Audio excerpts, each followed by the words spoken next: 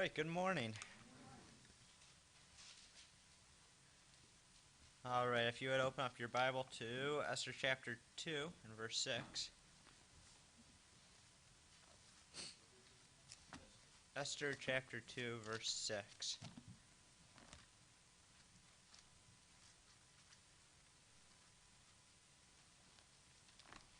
So here's how we turn to the book of Esther.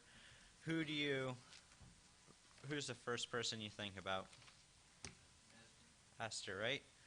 But I think if you really study the book, that there's someone who had much more of a impact. If it wasn't for them, there really would be no story, and that would be Mordecai. Although Esther was the main character, without everything Mordecai did, I don't think, of course, God could have used other people, but he was much more of an influence. Esther chapter 2 and verse 6 and 7, which also, on a side note, it wasn't until this week that I was straightened in an area, and that's, who is Mordecai to Esther? Uncle, right? It's cousin. It's his uncle's daughter. I always thought that it was... Yeah, it's Mordecai's uncle's daughter. So I don't know where I got that from, that it was her uncle, but chapter 2, verse 6, it says, actually, verse 5, it says, Now in Shushan the palace there was a certain Jew whose name was Mordecai, the son of Jair, the son of Shimei, the son of Kish, a Benjamite, who had been carried away from Jerusalem with the captivity, which had been carried away with Jehoram, king of Judah, whom Nebuchadnezzar, the king of Babylon, had carried away. And he brought up that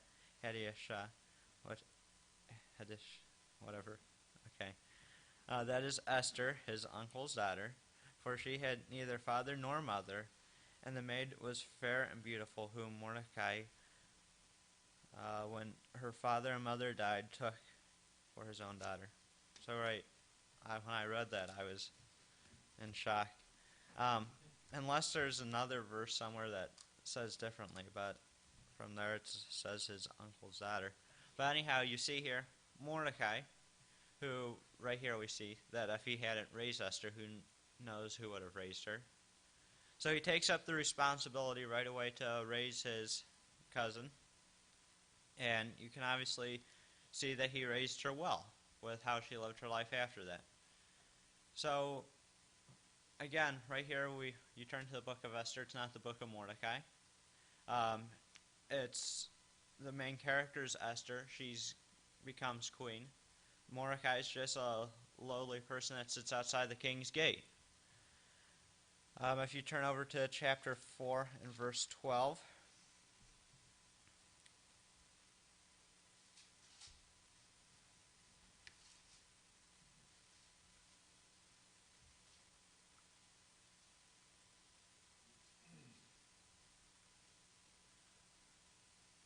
it says, so also, you see when Queen Vashti her position was taken away from her, Mordecai influenced Esther to make the decision to go up there, that he encouraged her to do that. So without that, who knows if Esther would have done that. So there's a constant, throughout the book of Esther, there's a constant things that Mordecai continued to guide Esther in the decisions that she made. So here we see in verse 12 it says, And they told Mordecai Esther's words. Then Mordecai commanded to answer Esther, Think not with thyself that thou shalt escape the king's house more than all the Jews. For if thou altogether holdest thy peace at this time, then shall their enlargement and deliverance arise to the Jews from another place. But thou and thy father's house shall be destroyed. And who knoweth whether thou art come to the kingdom for such a time as this? So you look back in history, and I think in World War II, when the Jews were being murdered, if we had that opportunity, would we have stepped up to hide them, stuff like that. I hope I would have been brave enough to do that, because you can't say something until you're in that position, but I hope that I would have enough integrity to try to save somebody's life like that. Not when they're innocent, not when they're running away from the law or something like that, but when they've done absolutely nothing wrong. I hope that we can all put ourselves in that spot. But you see Esther, where she comes from just a regular person, and she becomes queen, and she has the opportunity here to save the whole entire Jewish nation that is there. And you think of the life that she probably was brought up in. I mean, obviously she was raised without her father and mother. Who knows what happened to them? They probably were killed in the captivity or something like that. So she's raised with her cousin, I don't think she probably even had her uncle, or her uncle would have raised her. You can see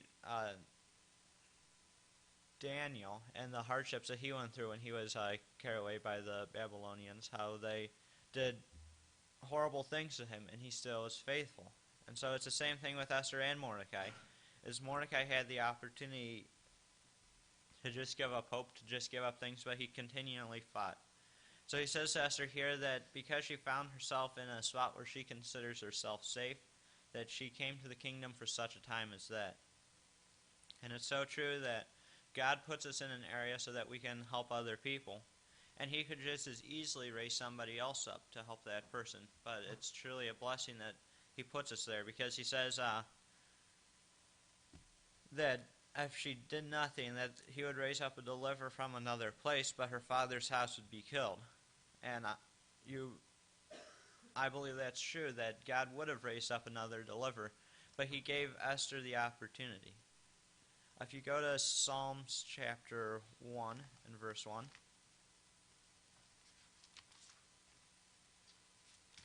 see, we don't take something personal until it affects us in some way. As you hear stories that may move you a little bit, but until you know somebody that's close to you that goes through something like that, or you go through something personal like that, you really have no respect for that person. I can't think of a good example, but I can't think of any example. But if something directly affects you, you take something much more to heart, and that's Esther's problem here, is she thought that because she was in this position that she would be saved.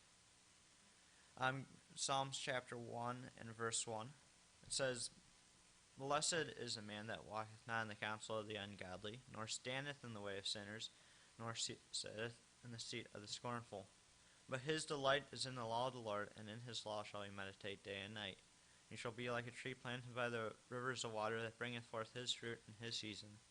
His leaf also shall not wither, and whatsoever he doeth shall prosper." So this is a man that is blessed, that takes a stand, that does what's right. You look at the seat of the scornful, and this is probably the seat that I would find myself sitting in most often, is if you look at people, they love to sit around and gossip. I'm not going to say ladies more than men, because I think men are just as guilty.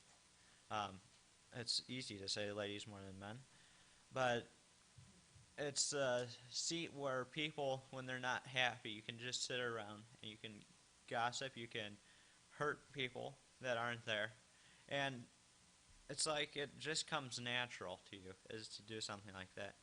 But it says that the blessed man is going to be one that doesn't even get around those people.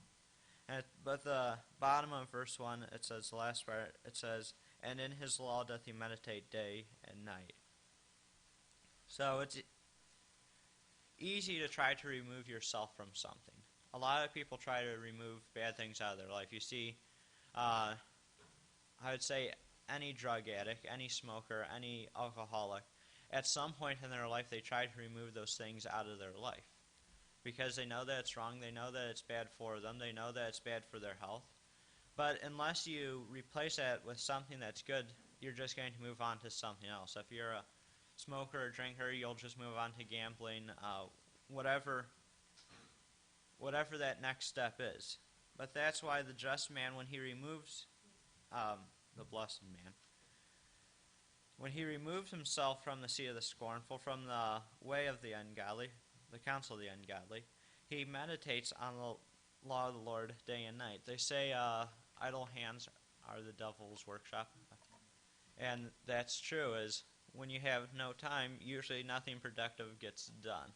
It's usually when you're the most busiest that the most gets done, because you always think, if I just had, a day off, I would get so much accomplished. But it's usually, you get that day off and you usually get the least amount accomplished, besides maybe some rest.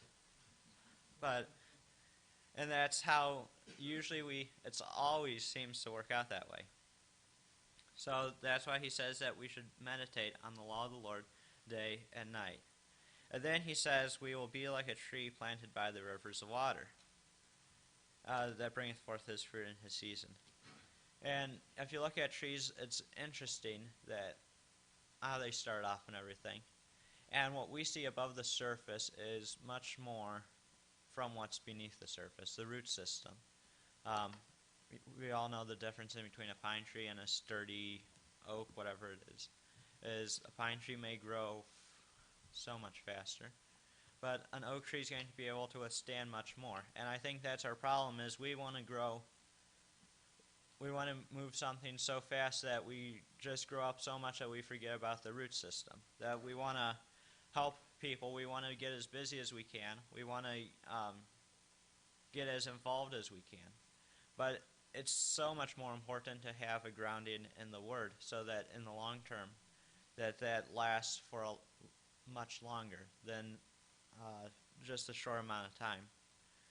If you look at technology or something like that, that technology, I'm sure the prototype comes out a lot longer before the actual release of whatever that is because they don't want to release something and then when the customers get it and it works awful because it's just a prototype, that they don't want to buy that thing again, that their first impression wants to be something good. So I'm not saying withhold yourself until you're that finished project, because that will never be able to be accomplished. But I am saying that we can't, I don't want to use the word overdo, but make sure that what you put out is what you're putting into yourself, because it's easy to let the pump run dry, basically, is if the pump in the well in the desert where you need to leave a bottle behind for the next person so that they can prime the pump, is it's easy to try to put out so much that in the long term it hurts yourself more, because discouragement is the devil's greatest weapon, I think, for Christians today, is to try to get them discouraged. If you go to Luke chapter 10 and verse 39, and I am pretty convinced on that he, I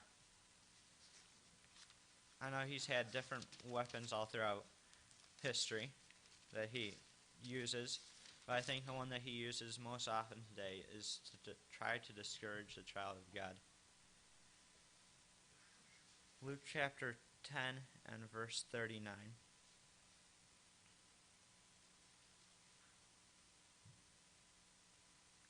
It says, "And she had a sister called Mary, which also sat at Jesus' feet, and heard his words. And Martha was cumbered about much serving, and came to him and said, Lord, dost thou not care that my sister hath left me to serve alone? Bid her, therefore, that she help me.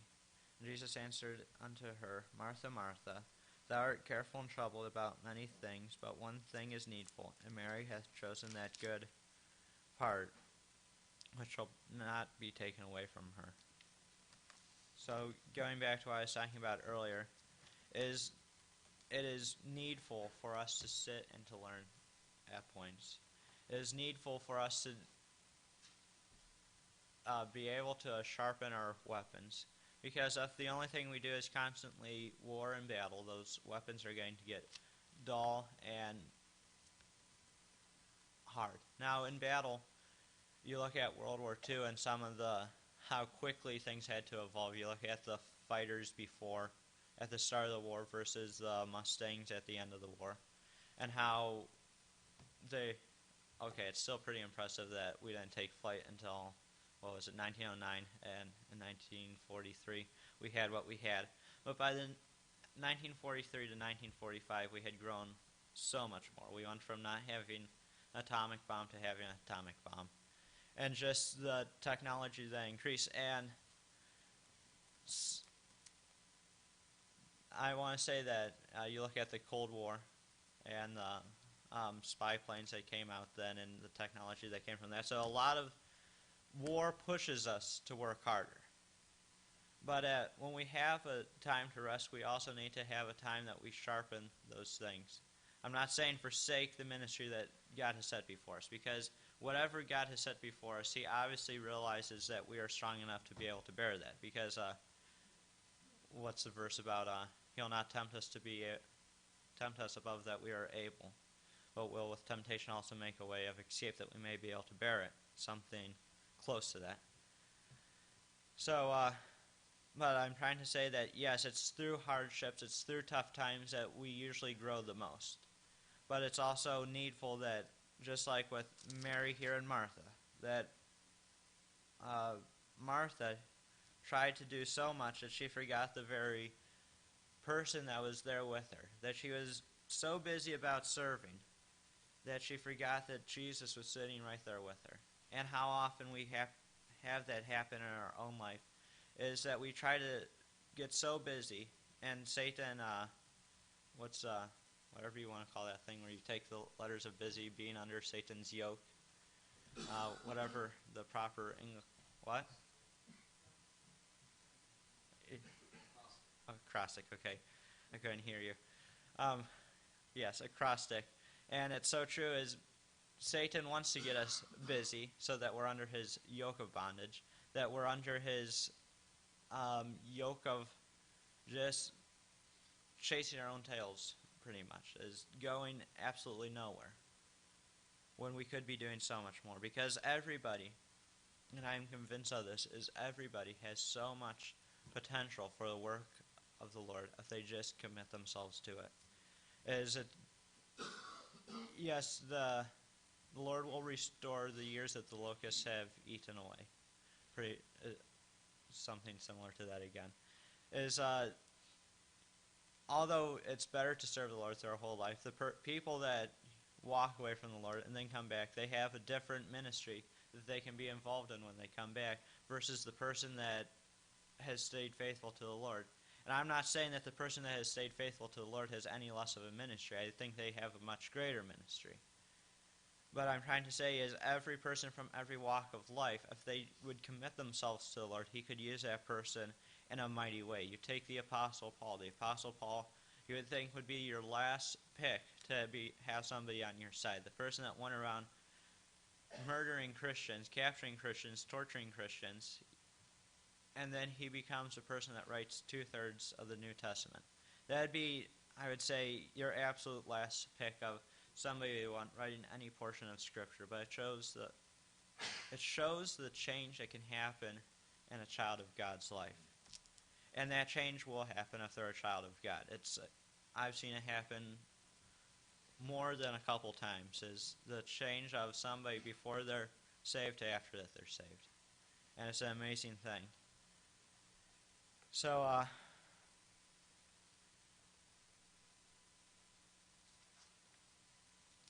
look at Genesis chapter 2 and verse 7.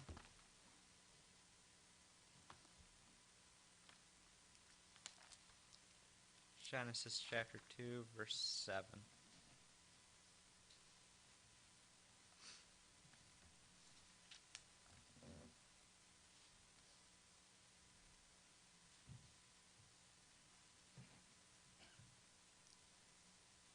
Genesis chapter 2, verse 7, it says, "And the Lord formed man of the dust of the ground, and breathed into his nostrils the breath of life, and man became a living soul. Kind of an odd spot to turn to, but again, going back to blessings and everything, we're getting up to Thanksgiving, so we know that it's sad, but this is you might get one service through the year that talks about nothing against pastor. I'm just saying that's our mindset. I probably shouldn't have said that. but it's our mindset is only certain times of years do we, Father's Day, Mother's Day, do you ever find yourself buying a parent for your present, a present for your parent any other time of the year? It's usually birthdays, whatever it is you usually don't think about something unless you had those reminders. And that's kind of why we have those reminders, is so that we at least we'll do it one time a year. I don't want to say it like that, but it's a time where we show our thankfulness. But this is something that I think is the greatest blessing of all time, is when God breathed into man the breath of life. Because without that breath, nothing's able to be accomplished. I don't know what the medically term thing is for when somebody actually dies. Is it when their heart stops beating, or or what they what? Well, no. Right. You can come back to life after your heart stops beating. So I'm pretty sure it's the heart. But without breath, nothing's able to be accomplished. And you look at what? I thought I didn't have any brain activity. But okay.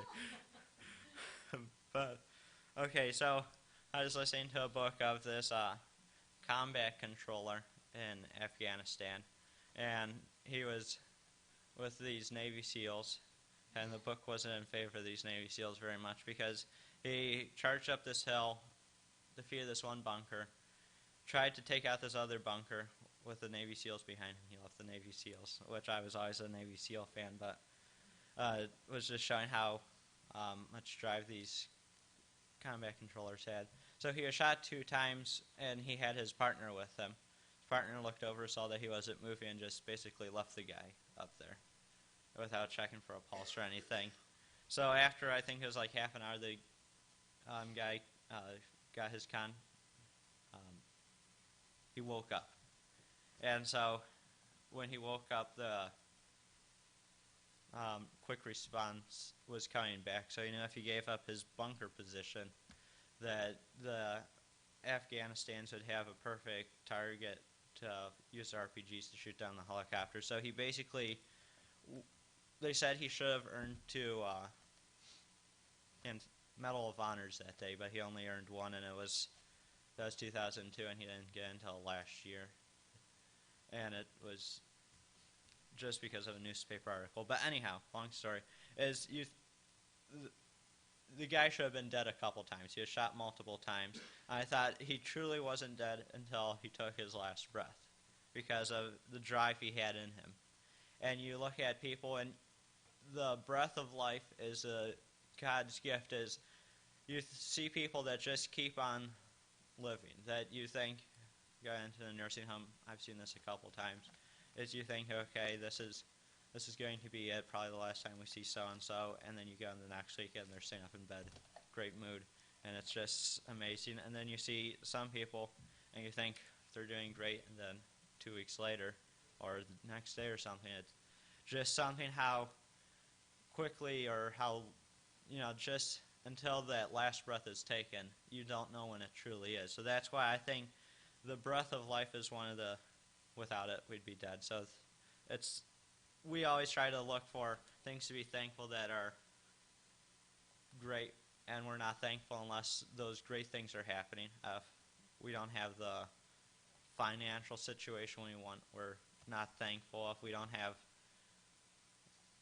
not in a good standing with the with whoever you're supposed to be thankful for, we're not thankful for that person. But if we just look at this and just see how God has blessed us with the smallest of areas. If you look at the times where the things that when we almost get into a car accident, we're thankful that God saved us from that car accident. When we get in a car accident or something like that, we're thankful we didn't get hurt.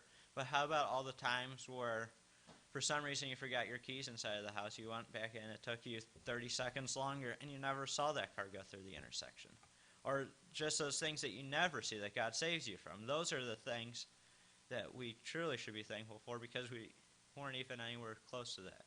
The different route we took that day, whatever it is if we knew, they say, if we knew everything that the Secret Service, the sniffer dogs find, that we don't know everything that goes on out there because we'd be so afraid and fearful. If we knew everything, I think it's the same way in our life, is if we knew everything that was going on, the big picture that's around us, is we would be a lot more thankful. It's just a matter of the appreciation for the things that we don't see. And then we're not thankful for it because we never see it. It's like a child won't be thankful for their parents or the way that they were raised until they're much older, because looking back on it, they see the blessing that they had. Go back to Esther chapter 2, verse 21.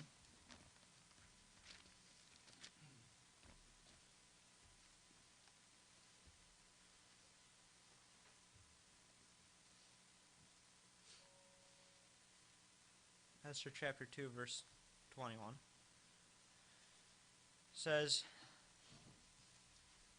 "In those days, while Mordecai sat in the king's gate, two of the king's chamberlains, Bigthan and Tarshish, of those which kept the door, were wroth and sought to lay hand on the king Ahasuerus.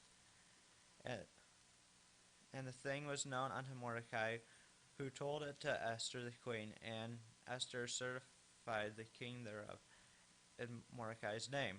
And when the inquisition was made of the matter, it was found out. Therefore they were both hanged on a tree, and it was written in the book of the Chronicles before the king." So, another example of Mordecai doing something that was right, even though he received no recognition. And you read this, you think, okay, Mordecai is just doing the right thing here. When really, if I found myself in Mordecai's spot, I think I would have let that thing happen. Because you have to realize Mordecai was a person in bondage. He was I can't use proper English today. Not that that's an uncommon occurrence. But Haman hated him. He wasn't liked very much. So he has this chance for these people to take care of his problem, the king. And who knows what could have happened. The Jews could have escaped, whatever.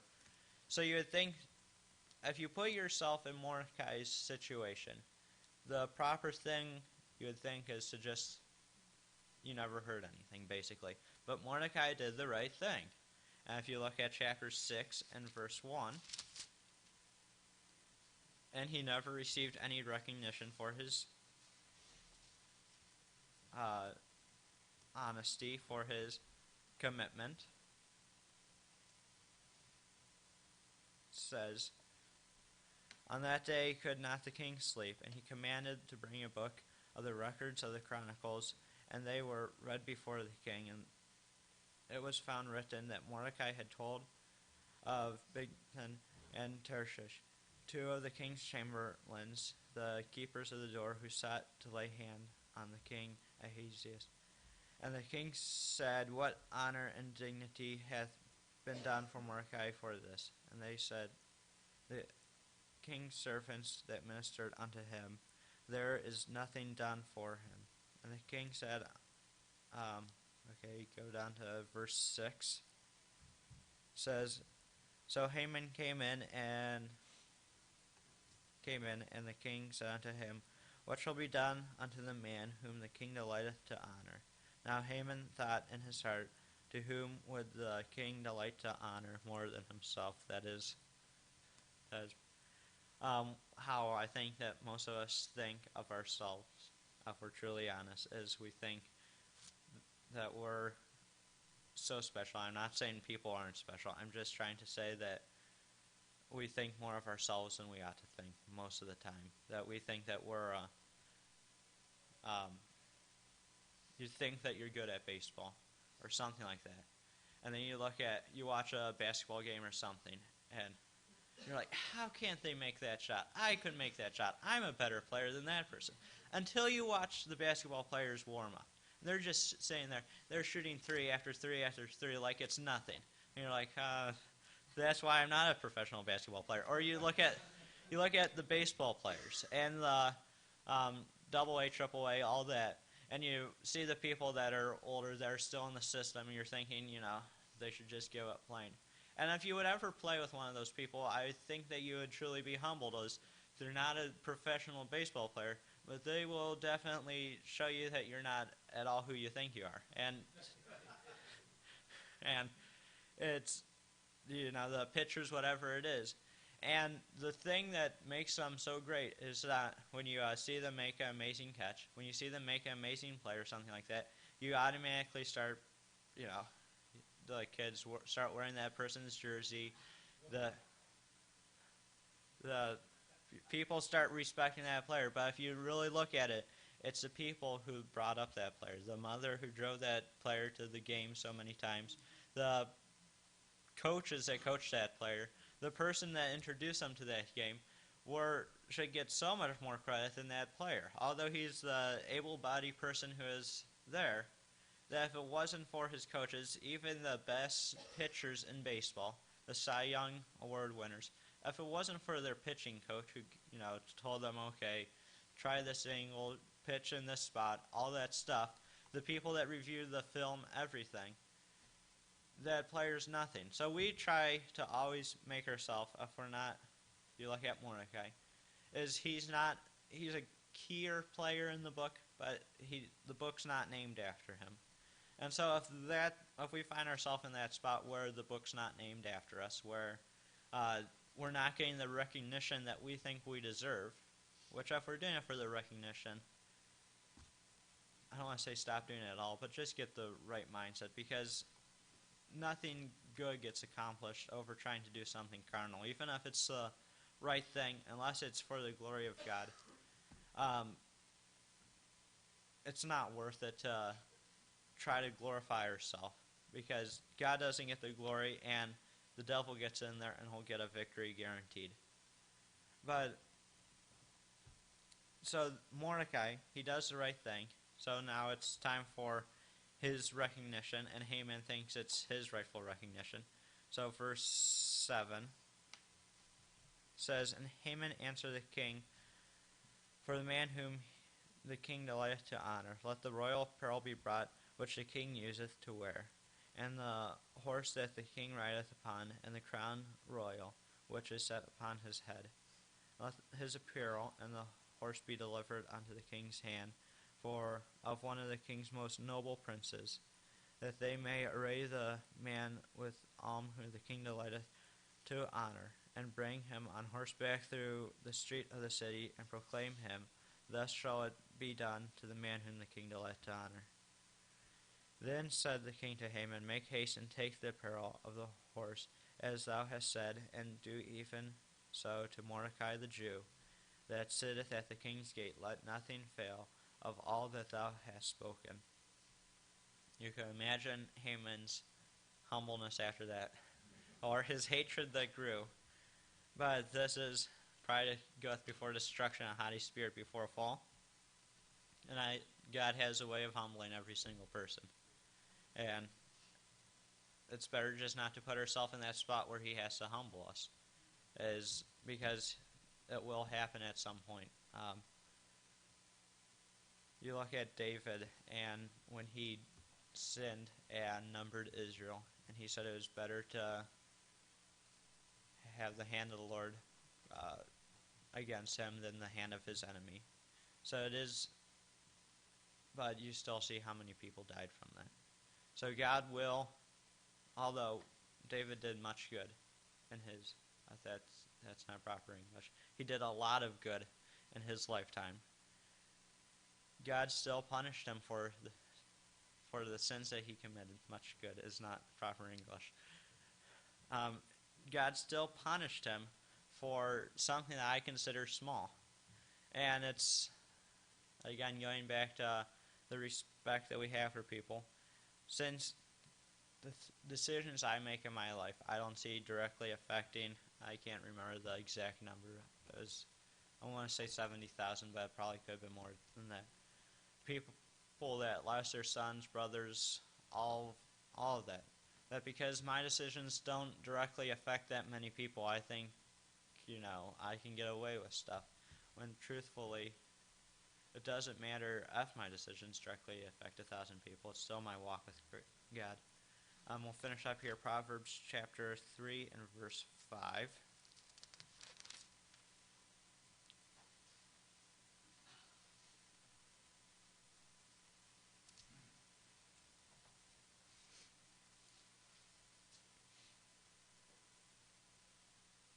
It says, Proverbs 3:5, it says, Trust in the Lord with all thine heart, and lean not unto thine own understanding. In all thy ways acknowledge him, and he shall direct thy path. Verse 7, it says, Be not wise in thine own eyes, fear the Lord, and depart from evil. Now, if we would apply this verse to our heart, to our life, we would, I don't want to say do much more, but if we just trusted in the Lord, what? Do much good.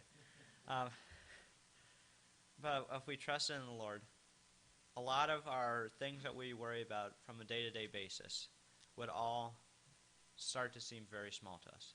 Because if we trust in the Lord in the long run, we know that those things, that they're just the cares of life for that day. Not that we'd just stop paying your bills. God's going to take care of them. Not at all. We still need to live a life. And I think that the thing that we hate the most is usually our jobs. But that's probably one of our greatest mission fields, is people being able to see how we live as a Christian. The things that we usually hate are usually the things that make us the strongest. And then you look at verse 7, he says, Be not wise in thine own eyes, fear the Lord, and depart from evil. You look at Solomon, and when he started his reign as king, as a young man he asked for wisdom, and God granted him that. But as an old man, his wives turned away his heart from the Lord. So how does somebody go from being the wisest man to being the king with the most wives? Not a wise man. How does he go from that? Is he starts getting wise in his own eyes. He starts making one wrong decision and disobeying the voice of the Lord. And if it can happen to Solomon, it can happen to every single person. I don't care how long we've been doing something, how many verses we have memorized, how much we've given up previously. If it can happen to all the characters of the Bible, a lot of the people that I've seen, it can happen to me.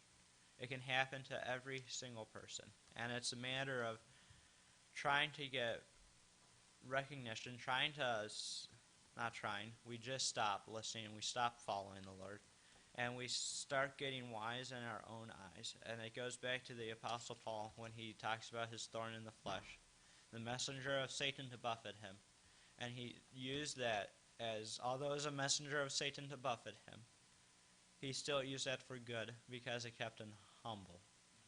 So maybe the things that, the thorn in our flesh, whatever it is, that we hate so much, that's the way that God's using to keep us close to him.